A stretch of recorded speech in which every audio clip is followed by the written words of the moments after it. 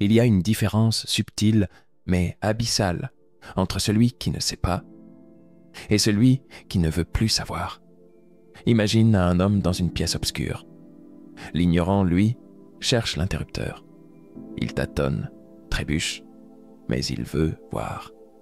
La personne stupide, elle, s'assoit confortablement dans l'obscurité et affirme qu'il n'y a jamais eu de lumière. C'est ici que tout commence. La stupidité, contrairement à ce qu'on croit, n'est pas un manque d'intelligence. C'est un abandon, un choix, celui de ne plus exercer son esprit critique, de confier sa pensée aux voix qui hurlent de plus fort. C'est un repli volontaire, une capitulation douce mais radicale de la lucidité. La méchanceté, elle, a une conscience. Elle sait ce qu'elle fait. Elle agit avec calcul, avec préméditation. Elle ment en connaissance de cause. Elle manipule parce qu'elle y trouve un intérêt.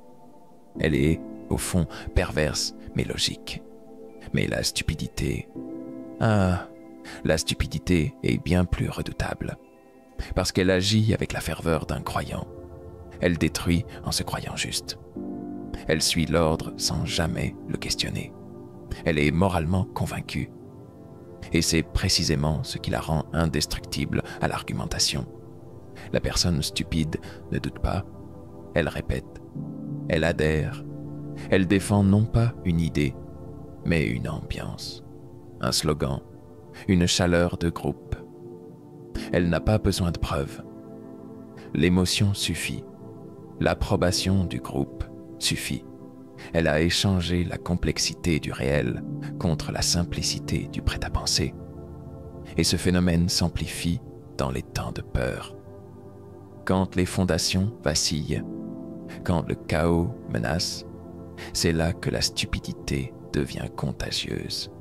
Car penser dans l'incertitude est douloureux. Mieux vaut alors se réfugier dans les certitudes collectives, même fausses. C'est plus rassurant, plus confortable. La crise engendre ce glissement invisible, mais massif, vers la stupidité collective. Les slogans remplacent les idées. Les figures d'autorité remplacent la conscience. Et l'on se surprend à défendre des absurdités, simplement parce que tout le monde les défend aussi. L'absurde devient normal.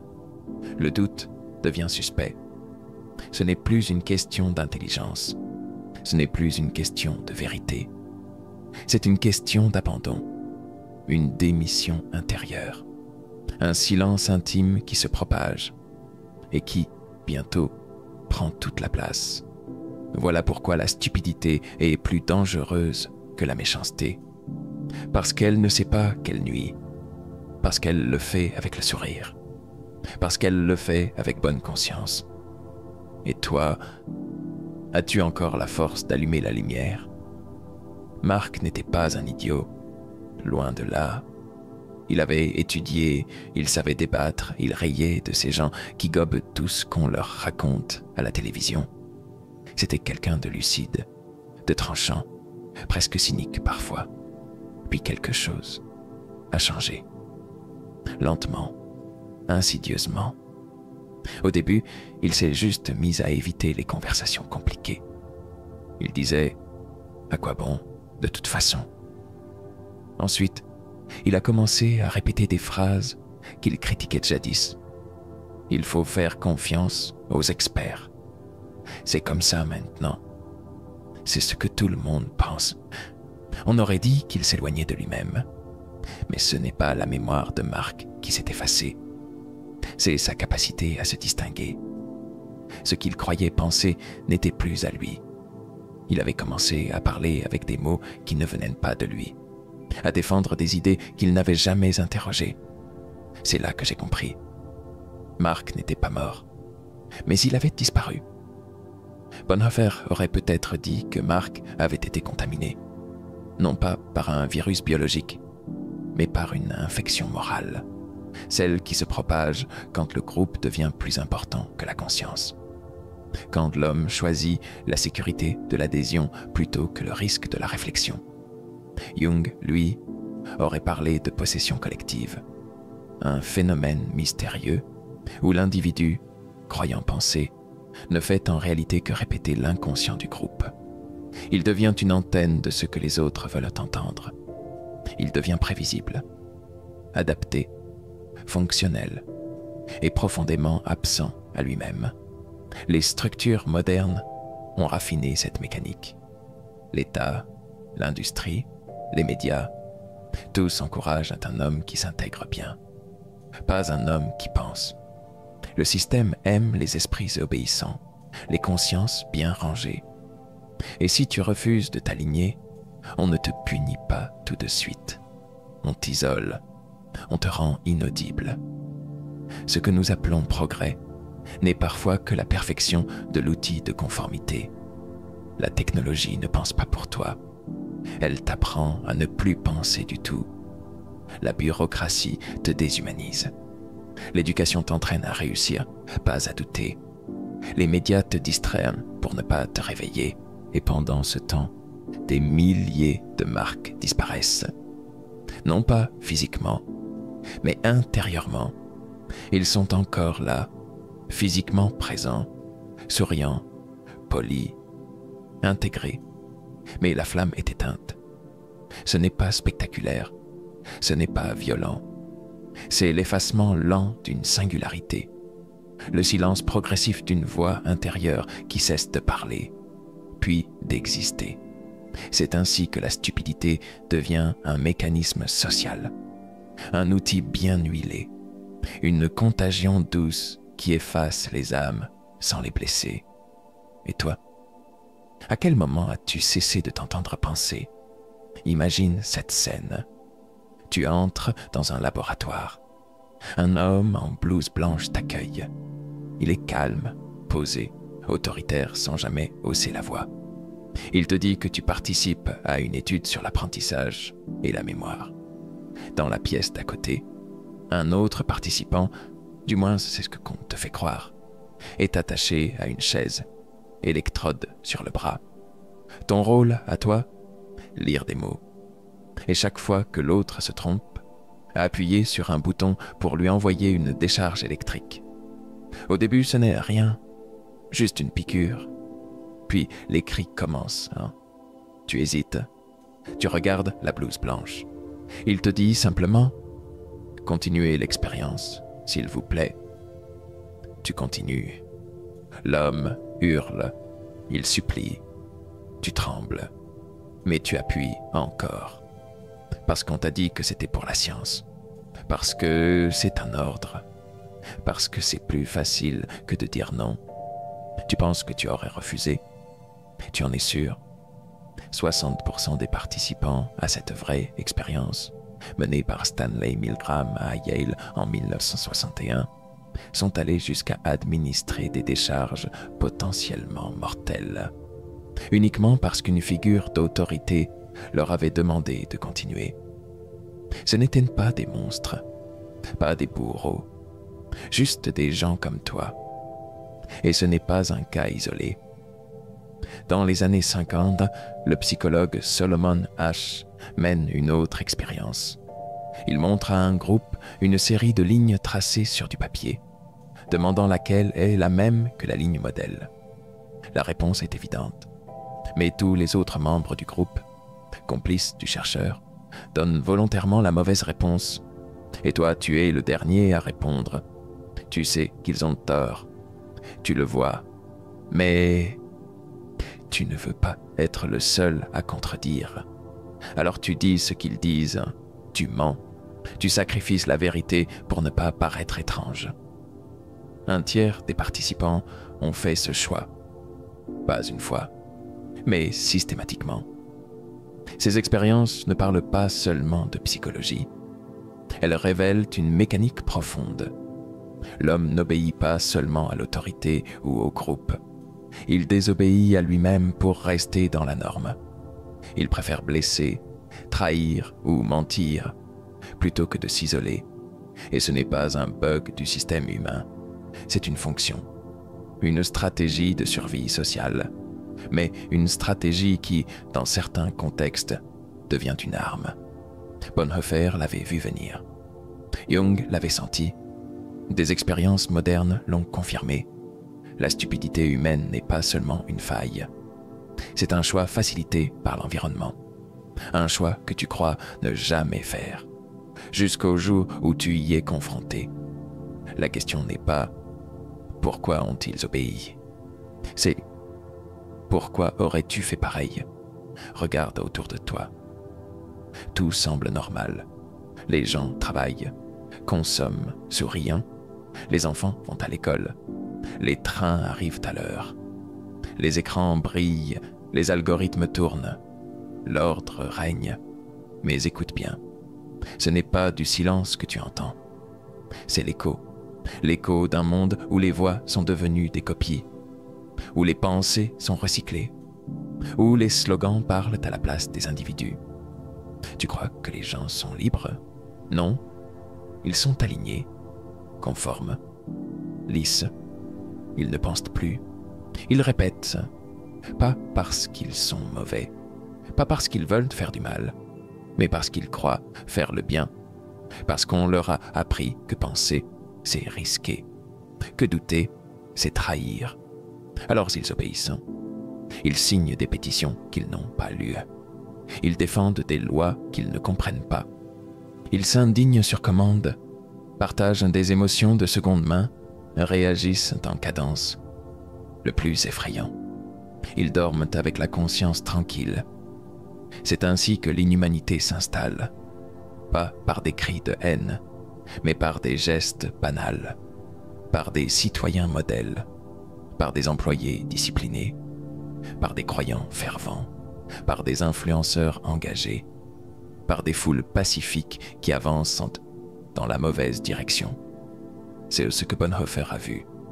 Une population entière, respectable, civilisée, instruite, complice malgré elle, parce qu'elle ne savait plus s'arrêter, ni penser, ni dire non.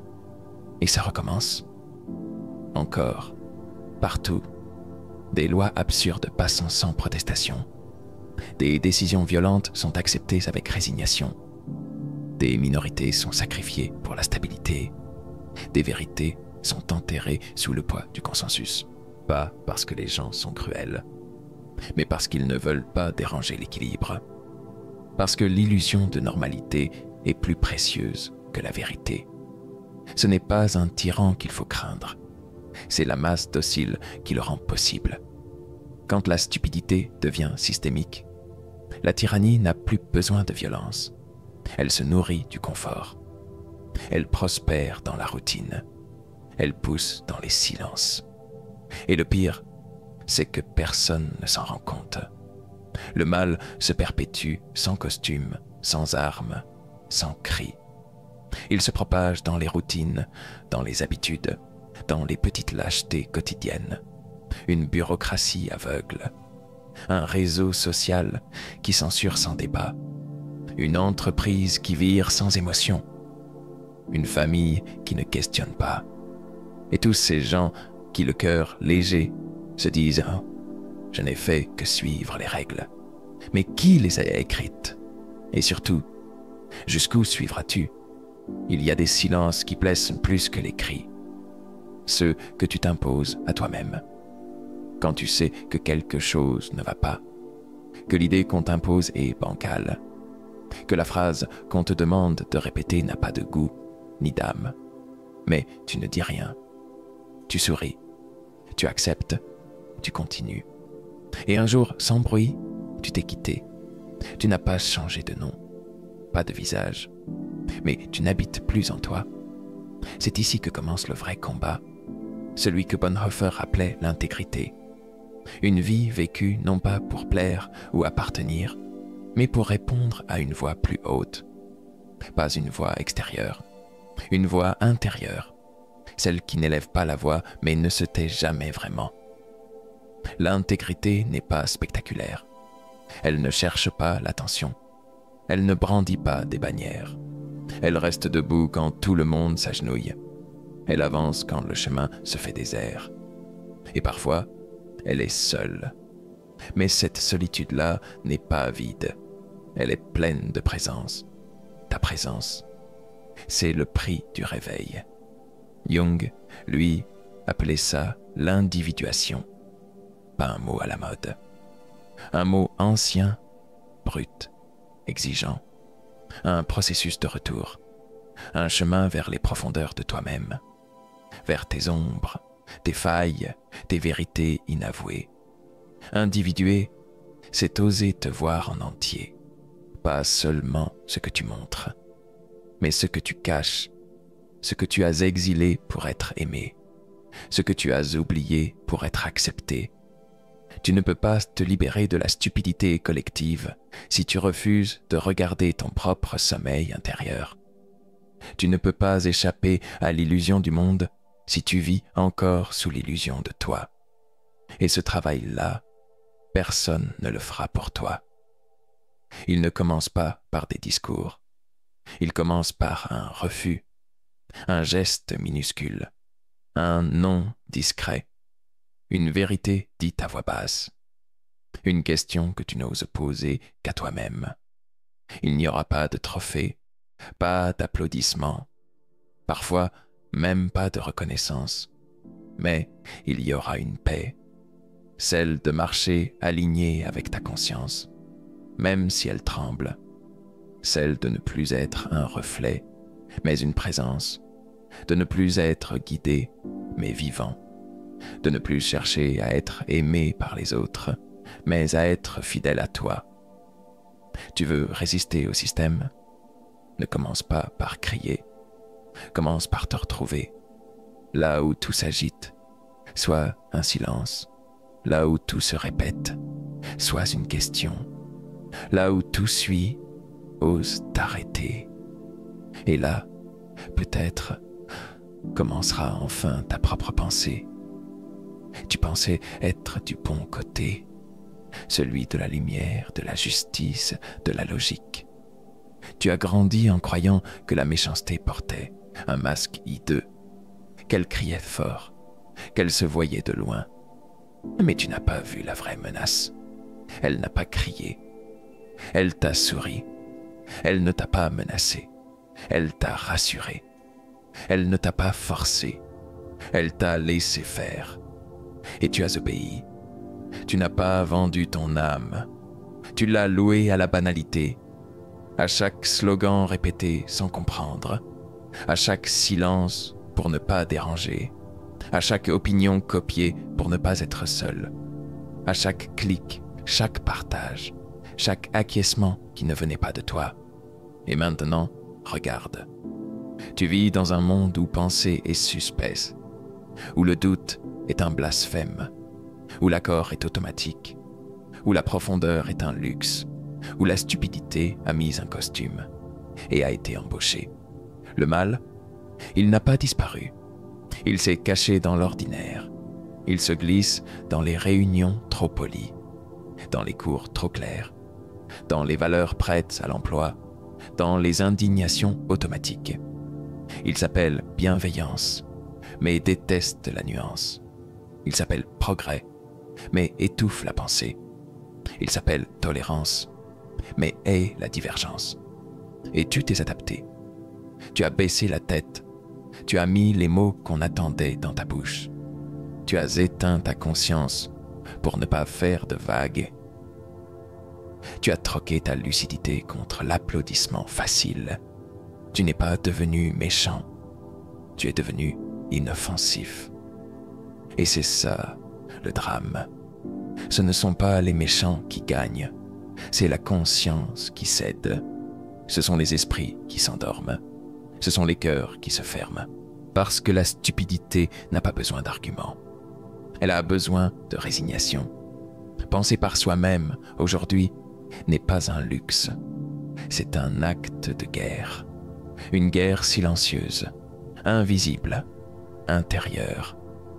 Tu ne la mènes pas avec des armes, mais avec des doutes, des refus, des choix minuscules, mais radicaux. Tu n'étais pas censé t'endormir comme ça, pas censé répéter comme un automate, pas censé vivre sans être là. Mais il n'est pas trop tard. Si tu lis encore, si tu ressens encore, c'est qu'il reste quelque chose, un fragment, un feu, un éclat, et ce sera peut-être suffisant. Ou pas, mais pose-toi seulement cette question. La dernière fois que tu as vraiment pensé